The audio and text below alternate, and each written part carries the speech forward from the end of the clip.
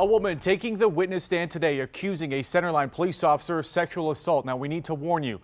What you are about to hear are disturbing descriptions of what the woman claims happened to her.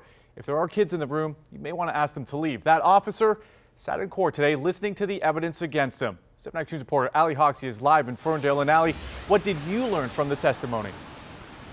Well, this 35-year-old woman says Officer George Tackett and his girlfriend were all hanging out together drinking that night. She says Officer Tackett gave her a ride home, and that's when she says this sexual assault happened. He told me he wanted to do this since we first met. It was back in November when Centerline police officer George Tackett drove the alleged victim home after a night of drinking. She told the court today that he helped her get a lockbox open to enter her house. She says that's when he came into her home and guided her into the bedroom. You told this detective, didn't you, that he guided you? Yes. Willingly into your bedroom? Not willingly, just more confused because I didn't understand why he was still there. She says she repeatedly told Officer Tackett no. He pulled my breasts out of my shirt. He was kissing me. He had his elbow in my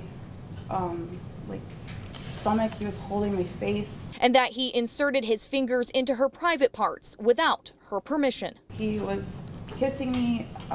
He pulled my underwear off. 4 days after the alleged assault, the woman went to Haven in Pontiac, an organization that helps victims of sexual assault. 9 days after the alleged assault is when she went to file a police report. And you didn't go to the police Saturday afternoon? No.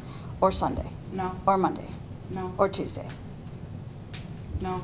She told the court she knew Tackett was a police officer, making her fearful. I'm afraid of him because I didn't know if I were to say something, he would show up at my house, or, you know, he is a police officer. I knew he had, guns. I didn't know how mad he would be that I said something. I was afraid he would show up.